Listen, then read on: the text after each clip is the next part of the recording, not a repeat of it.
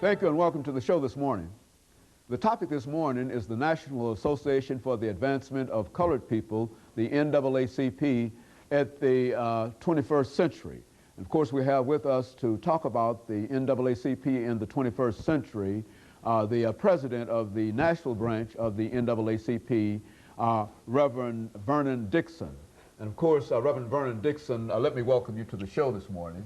Thank you for inviting us. And of course, Reverend Dixon, we also might add that you are not only the president of the national branch of the National Association for the Advancement of Colored People, but you're also the pastor of Hobson United Methodist Church in Nashville, Tennessee. And of course, and that's why we made reference to you as Reverend Dixon this morning. Right.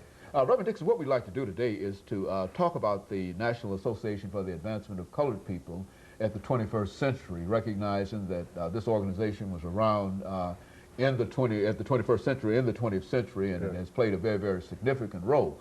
But before we get into that, Reverend Dixon, let's have you as the president of the National Association for the Advancement of Colored People of the branch in Nashville, Tennessee. Let's have you to give us some information about your background, your education, and some of the things that eventually led you to the presidency of this branch, and then we'll talk about the NAACP itself and then get into some of your programs. Well, first of all, Dr. Haney, I just want to thank you for this opportunity to be able to come and to talk to you and to recognize your achievements and your accomplishments in this area. And so it is indeed an honor for me to be here today. I'm a native Nashvilleian and attended schools in Nashville. Unfortunately, I didn't get to attend the integrated schools because integration didn't take place until the year after I finished. And then I left the schools here and then went to Fisk University. And then after that was in the real estate business for many, many years in this community before accepting my call to ministry and moving on then to pastor Hobson United Methodist Church. My involvement with the NAACP started when I was a teenager and under the leadership of then Mrs. Curly Magruder, who was always getting youth involved in the movement and teaching us about this organization and showing us ways that we might be able to be responsible citizens in the community. And so my early involvement started there. Later in my adult years, I worked more directly with the Education Committee, and for many years was the chair of that committee, working through the desegregation suits that came through Nashville.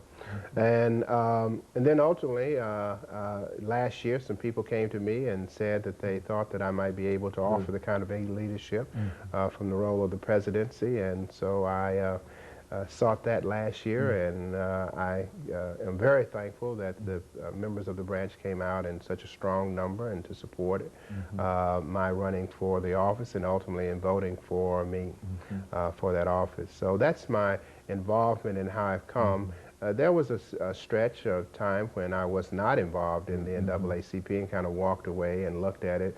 But I began to realize that if we are going to make Nashville the kind of community that we really want it to be, we have to be involved in the NAACP.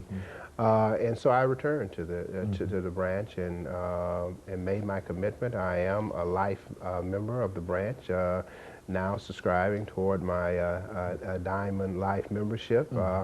And encourage all Nashvilleians who want to make this city a better place, particularly when they're focusing on issues around civil rights, that the NAACP is the organization that they need to belong to and to be a part of.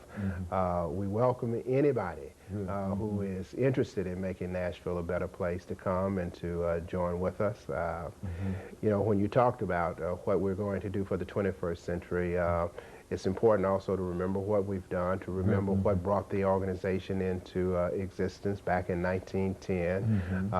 It is a national organization. We have branches throughout all of the 50 states, and particularly on college campuses where we are very active, and where I think the movement is carrying us in the 21st century, is that we've got to find a way to educate our young people about the struggles that are there and what has done and what others have done in order to make the advantages for them that they now benefit from.